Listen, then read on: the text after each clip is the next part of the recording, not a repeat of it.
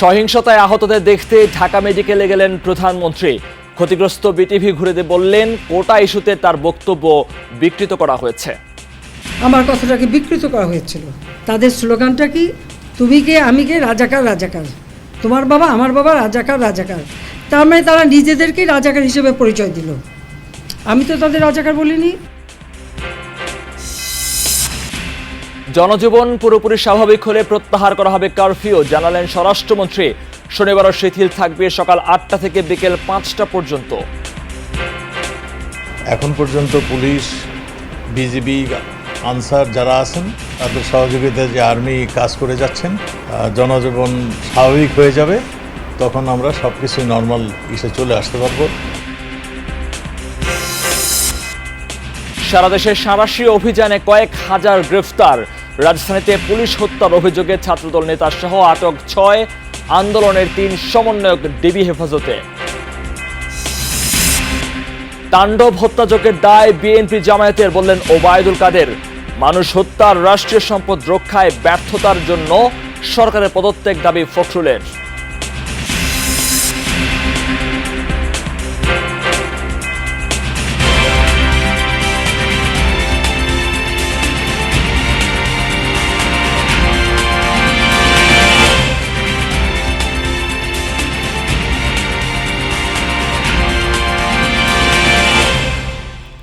আমন্ত্রণ যমুনা নিউজ, আপনাদের সাথে আছি আমি মহিউদ্দিন মধু। এতক্ষণ শিরোনাম দেখছিলেন, এবার বিস্তারিত। সাম্প্রতিক সময়ে সহিংসতায় আহতদের দেখতে ঢাকা মেডিকেল কলেজ হাসপাতালে যান প্রধানমন্ত্রী শেখ হাসিনা। সেখানে আহতদের শারীরিক অবস্থা ও চিকিৎসার খোঁজ খবর নেন তিনি।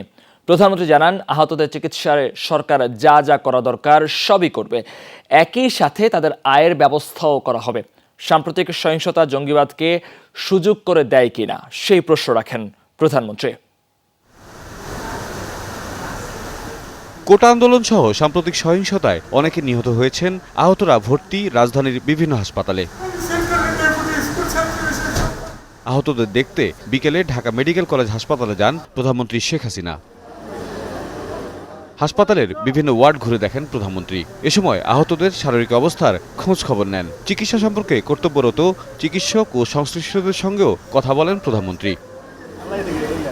প্রধানমন্ত্রী নিহতদের আত্মার মাগফিরাত কামনা করেন। আহতদের চিকিৎসায় সরকার সব ধরনের ব্যবস্থা নেবে বলে জানান তিনি। চিকিৎসার জন্য যা যা প্রয়োজন সরকার করে যাচ্ছে এবং করবে। চিকিৎসা শেষে তাদেরকে অন্তত তাদের আয় রুজির ব্যবস্থা যাতে হয় সেটাও আমরা করব। কাজে আমি মানুষকে মানুষ হিসেবে দেখি। এখানে দল মত নির্বিশেষে সকলের জন্যই আমি কাজ করি। আমি যা করি সব মানুষের জন্যই করি।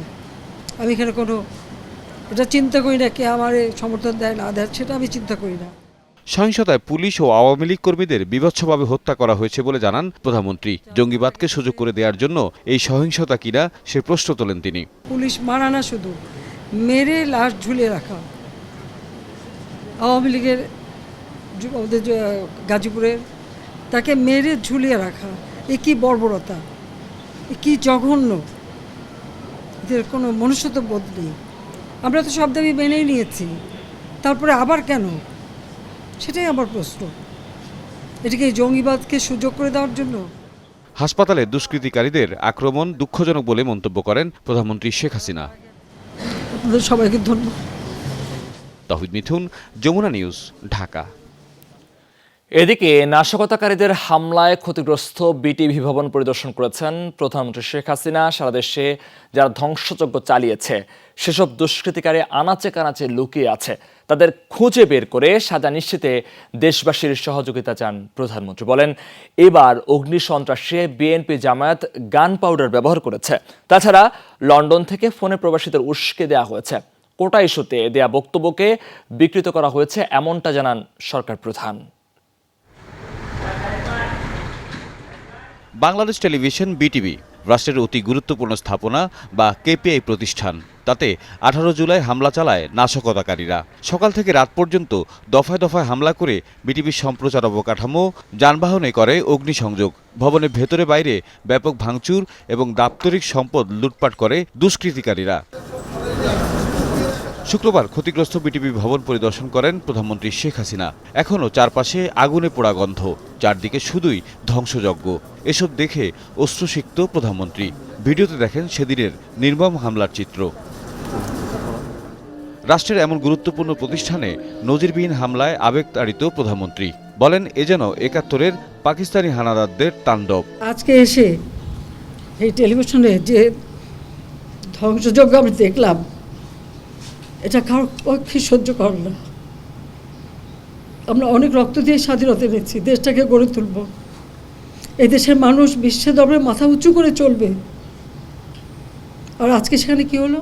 যারা সারা দেশে ধ্বংসযজ্ঞ চালিয়েছে তাদের খুঁজে বের করে শাস্তির আওতায় আনতে দেশবাসীর সহযোগিতা চাইলেন সরকার প্রধান। যারা এটা ধ্বংস করলো আর যাদের জন্য এই দুর্ভোগ, যাদের জন্য আজকে বিদেশে বাংলাদেশের ভাবমূর্তি নষ্ট হচ্ছে, আমি তাদের বিচারের ভার এদেশের জনগণের উপরেই দিয়ে যাচ্ছি। মিথ্যা অপপ্রচার চালিয়ে কাউকে যেন বিভ্রান্ত করতে না পারি। আসল সত্যটা জানুন, যারা এসবের সাথে জড়িত সারা বাংলাদেশের আনাচে গানাচে যে যেখানে আছে তাদের খুঁজে বের করুন, তাদের খুঁজে বের করুন এবং তাদের শাস্তির ব্যবস্থা করার জন্য সহযোগিতা করুন। আমি দেশবাসীর কাছে সেই আহ্বান জানাই। কোটা নিয়ে শিক্ষার্থীদের দাবি পূরণ হওয়ার পরও তাদের আন্দোলনের যৌক্তিকতা নিয়ে প্রশ্ন তোলেন প্রধানমন্ত্রী। বলেন, তার বক্তব্য বিকৃত করা হয়েছে। ওই মুক্তিযোদ্ধা এবং মুক্তিযোদ্ধার পরিবার বা মুক্তিযোদ্ধার দিকেই যেন তাদের বেশি একটা ক্ষোভ। আমার একটা কথা নিয়ে তারা কিছু কতদিন প্রতিবাদ করলো। কি কথা বলেছিলাম আমি? আমার কথাটাকে বিকৃত করা হয়েছিল। তাদের স্লোগানটা কি? তুমি কে আমি কে, রাজাকার রাজাকার, তোমার বাবা আমার বাবা, রাজাকার রাজাকার।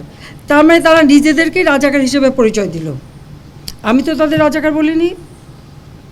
তারা নিজেরাই স্লোগান দিয়ে নিজেদেরকে রাজাকার হিসেবে পরিচিত করলো সকলের কাছে। অতীতের মতো এবারও বিএনপি জামাত অগ্নিসন্ত্রাস করেছে উল্লেখ করে প্রধানমন্ত্রী বলেন, এবার তারা গান পাউডার ব্যবহার করেছে। তাছাড়া লন্ডন থেকে টেলিফোনে প্রবাসীদের উস্কে দেয়া হয়েছে। এখনও আরও অনেক জায়গায় টেলিফোন করে বলছে ওখানে আন্দোলন করো। এমন এমন দেশে আমাদের সেখানে ফোন করে আমাকে জানাচ্ছে, মেসেজ দিচ্ছে। তার মানে যেটা করা মানে কি, আমাদের দেশের ভাবমূর্তি শুধু নষ্ট না, যারা কোনো কাজ করে খাচ্ছে তাদের রুজি রোজগারও তো নষ্ট হয়ে যাবে। তো এখন এটা কিসের জন্য এই ধরনের আচরণ করা হচ্ছে, এটাই আমার প্রশ্ন। সাজাপ্রাপ্ত আসামি মুচলেখা দিয়ে দেশ ছেড়ে এখন দেশ ধ্বংস। ভবন পরিদর্শন শেষে বিটিভির ঊর্ধ্বতন কর্মকর্তাদের সঙ্গে ক্ষয়ক্ষতি নিয়ে বিস্তারিত আলোচনা করেন প্রধানমন্ত্রী শেখ হাসিনা। তাহিদ মিথুন, যমুনা নিউজ, ঢাকা। শনিবারও ঢাকার নরসিংদী, নারায়ণগঞ্জ ও গাজীপুরে সকাল ৮টা থেকে বিকেল ৫টা পর্যন্ত কারফিউ শিথিল থাকবে। এদিকে শুক্রবার রাতে স্বরাষ্ট্রমন্ত্রীর ধানমন্ডির সরকারি বাসায় আইন শৃঙ্খলা বাহিনীর প্রধানদের সাথে নিয়মিত বৈঠক অনুষ্ঠিত হয়। সেখানে ধীরে ধীরে কারফিউ শিথিল করার বিষয়ে আলোচনা হয়। বলেন, জনজীবন পুরোপুরি স্বাভাবিক হলে কারফিউ তুলে নেওয়া হবে। স্বরাষ্ট্রমন্ত্রী আসাদুজ্জামান খান জানান, পরিস্থিতি পর্যবেক্ষণ করা হচ্ছে। বলেন, কোটা আন্দোলনের শিক্ষার্থীরা অনিরাপদ মনে করে তাদের নিরাপত্তায় হেফাজতে নেওয়া হয়েছে। জনজীবনে স্বস্তি ফিরিয়ে আনার জন্য এখন পর্যন্ত পুলিশ, বিজিবি, আনসার যারা আছেন তাদের সহযোগিতায় যে আর্মি কাজ করে যাচ্ছেন, তা আমরা মনে করছি আরও কয়েকদিন এটা কন্টিনিউ করে আমাদের যখন পুরোপুরি জনজীবন স্বাভাবিক হয়ে যাবে তখন আমরা সব কিছুই নর্মাল চলে আসতে পারবো। এছাড়া দেশের বিভাগীয় শহরগুলোতেও কারফিউ শিথিলের সময় ঘোষণা করা হয়েছে। চট্টগ্রামে শনিবার সকাল 6টা থেকে বিকেল 5টা, রাজশাহীতে সকাল 9টা থেকে বিকেল 5টা, সিলেটে সকাল 8টা থেকে রাত 8টা পর্যন্ত কারফিউ শিথিল থাকবে। এছাড়া রংপুর বিভাগে সকাল 6টা থেকে রাত 9টা এবং খুলনায় সকাল 8টা থেকে রাত 9টা পর্যন্ত কারফিউ শিথিল থাকবে। দেশজুড়ে চলমান অস্থিতিশীল পরিস্থিতি রোধে গত শুক্রবার দিবাগত রাত 12টা থেকে জারি করা হয় কারফিউ। প্রতিদিনই কয়েক ঘন্টা করে কারফিউ শিথিল করা হচ্ছে।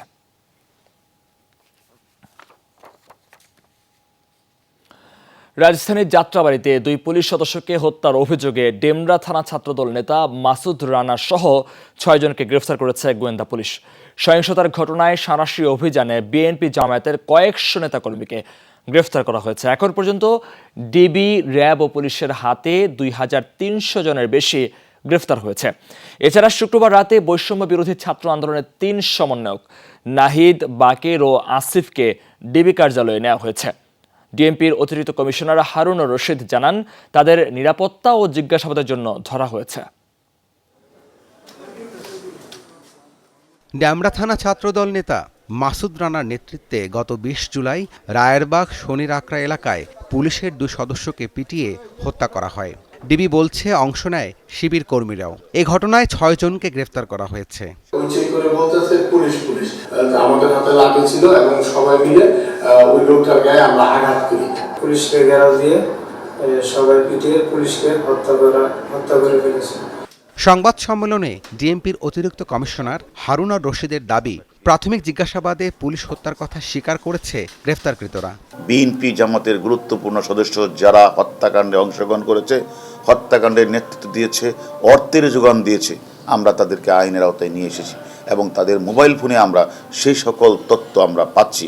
আমরা এই তথ্যের ভিত্তিতে আরও যারা যারা বাংলাদেশের যেখানে লুকিয়ে আছে সেখান থেকে আমাদের তাদেরকে ধরে এনে আমরা আইনের আওতায় এনে বিচারের মুখোমুখি আমরা দাঁড় করাবই। এদিকে নাশকতায় জড়িতদের গ্রেফতারে সাঁড়াশি অভিযান চালাচ্ছে র্যাবও। গত 24 ঘন্টায় দেশের বিভিন্ন স্থান থেকে তারা 266 জনকে গ্রেফতার করেছে। শতাধিক র্যাব সদস্য। রাবি সিদ্দিকী, যমুনা নিউজ, ঢাকা। সাম্প্রতিক ভাঙচুর নাশকতার মামলায় শুক্রবারও বিএনপি জামায়াতের প্রায় 20 জন নেতাকর্মীকে রিমান্ডে নিয়েছে পুলিশ। এছাড়া অন্তত 250 শতাধিক ব্যক্তিকে কারাগারে পাঠানো হয়েছে। শুক্রবার দুপুরের পর থেকে সন্ধ্যা পর্যন্ত চলে ঢাকার মুখ্য মহানগর হাকিমের আদালত। এ সময় বিএনপি নেতা সুলতান সালাউদ্দিন টুকু, ডাক্তার রফিক, গণ অধিকার পরিষদের একাংশের নেতা নুরুল হক নূর সহ আদালতে হাজির করাদের অধিকাংশই বিএনপি জামায়াতের নেতাকর্মী বলে জানিয়েছেন আইনজীবীরা। এদিন ঢাকা সাংবাদিক ইউনিয়ন একাংশের নেতা সাইদ খানকেও আদালতে হাজির করা হয়। কাফরুল থানার দায়ের করা মেটেরিয়াল ভাঙচুরের মামলায় তাকে 5 দিনের রিমান্ডে নিয়েছে পুলিশ। শিক্ষার্থীদের আন্দোলনে ভর করে দেশজুড়ে যে তাণ্ডব এবং হত্যাযজ্ঞ চালানো হয়েছে তার দায় বিএনপি জামায়াতের। এই দায় এড়াতেই বিএনপি এখন আন্তর্জাতিক তদন্ত দাবি করছে।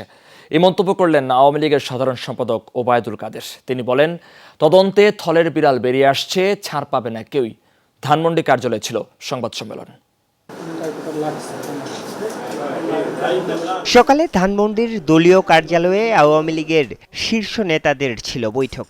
এরপরেই হয় সংবাদ সম্মেলন। তাতে দলীয় সাধারণ সম্পাদক বলেন, ৭১-এ যেভাবে হত্যাযজ্ঞ চালানো হয়েছিল একই কায়দায় সারা দেশ থেকে রাজধানীতে সুইসাইড স্কোয়াড ঢোকানো হয়, চালানো হয় নজিরবিহীন ধ্বংসলীলা এবং লুটপাট, যার দায় বিএনপি জামায়াতের। হত্যা, ধ্বংস, অগ্নি সন্ত্রাসের দায় সম্পূর্ণভাবে বিএনপি জামাত এবং তাদের দোসরদের, এবং তাদের উদ্দেশ্যই ছিল রাজনৈতিকহীন স্বার্থ বাস্তবায়িত করে শেখ হাসিনা সরকারকে ক্ষমতা থেকে হটানো। ওবায়দুল কাদের বলেন, এর মধ্যে দেশ জুড়ে তদন্ত চালাচ্ছে আইন শৃঙ্খলা বাহিনী। তাতে হত্যাযজ্ঞের নির্দেশদাতা এবং অর্থদাতাদের নাম বেরিয়ে এসেছে। সেই দায় থেকে বাঁচতেই বিএনপি এখন আন্তর্জাতিক তদন্তের দাবি করছে।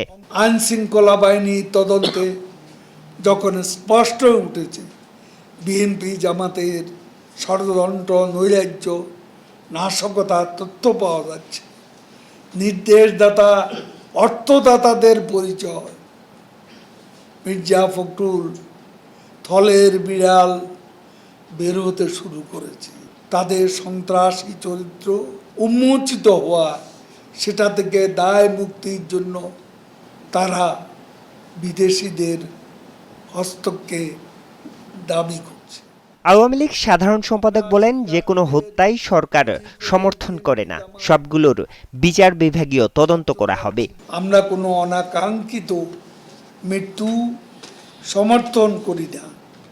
প্রতিটি বিচার বিভাগীয় হত্যার বিচার বিভাগীয় তদন্ত হবে। আরিফুর রহমান সবুজ, যমুনা নিউজ, ঢাকা। যারা নিরীহ মানুষকে হত্যা করে এবং রাষ্ট্রীয় সম্পদের নিরাপত্তা দিতে পারে না, সেই সরকারের ক্ষমতায় থাকার কোনো অধিকার নেই। শুক্রবার বিকেলে এক লিখিত বিবৃতিতে একথা বলেছেন বিএনপি মহাসচিব মির্জা ফখরুল ইসলাম আলমগীর। অবিলম্বে পদত্যাগ করে নির্দলীয় সরকারের কাছে ক্ষমতা হস্তান্তর এবং নিরপেক্ষ নির্বাচনের দাবি জানান তিনি। ফখরুল বলেন, গেল কয়েকদিনে যত নিরীহ মানুষকে হত্যা এবং পঙ্গু করা হয়েছে তা প্রকাশ করতে হবে। সেই সাথে কি পরিমাণ গোলাবারুদ, টিয়ার শেল, সাউন্ড গ্রেনেড ব্যবহার করা হয়েছে তাও জানতে চান মির্জা ফখরুল। ছাত্র আন্দোলন দমনে সেনাবাহিনী ব্যবহার গ্রহণযোগ্য নয় উল্লেখ করেন মির্জা ফখরুল। শান্ত আইন প্রত্যাহার এবং সেনা সদস্যদের ব্যারাকে ফিরিয়ে নেওয়ার আহ্বান জানান তিনি। এদিকে রাতে আলাদা এক বিবৃতিতে মির্জা ফখরুল সরকারের পতনের এক দফা দাবিতে জাতীয় ঐক্যের আহ্বান জানিয়েছেন। ছুটির দিনেও নগরীতে বেড়েছে মানুষের চলাচল, বেড়েছে গণপরিবহনের সংখ্যাও। কারফিউ শিথিলের সময়ে ক্ষতি পুষিয়ে নিতে খোলা ছিল বেসরকারি অফিসও। অনেকে এই সময়ের মধ্যে সেরে নেন জরুরি কাজ। তবে পরিস্থিতি স্বাভাবিক না হওয়া পর্যন্ত বন্ধ থাকছে ট্রেন চলাচল।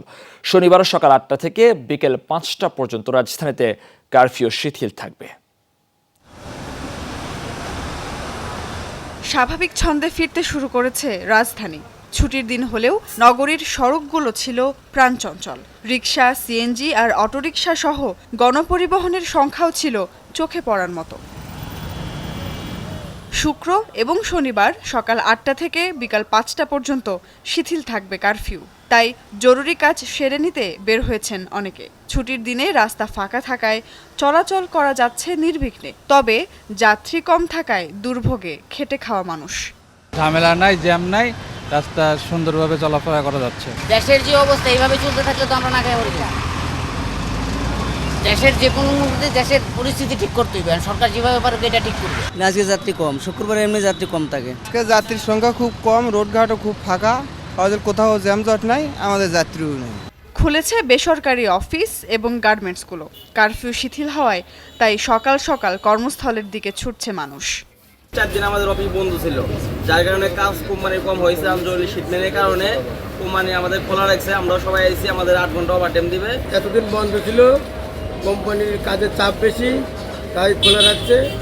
এদিকে ভিন্ন চিত্র রেল স্টেশনে।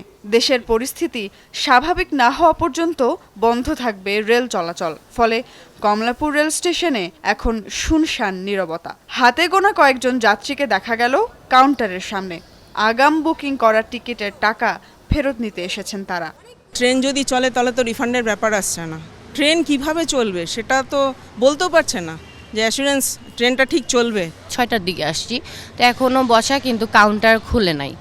তো এটার জন্য তো আমাদের ভোগান্তি হচ্ছে। একটা সমঝোতার মধ্যে এসে এবং খুব তাড়াতাড়ি যাতে সবকিছু সুস্থ হয়ে এবং সবাই যাতে আমরা স্বাভাবিক জীবনে ফিরে আসতে পারি। খেটে খাওয়া মানুষদের দাবি, দ্রুতই সম্পূর্ণ স্বাভাবিক হোক পরিস্থিতি, আগের রূপে ফিরুক নগরী। সুমাইয়া ঐশী, যমুনা নিউজ, ঢাকা। কোটা সংস্কার আন্দোলনে রংপুরে নিহত শিক্ষার্থী আবু সাঈদের পরিবারকে অর্থ সহায়তা দিয়েছে রোকেয়া বিশ্ববিদ্যালয় কর্তৃপক্ষ।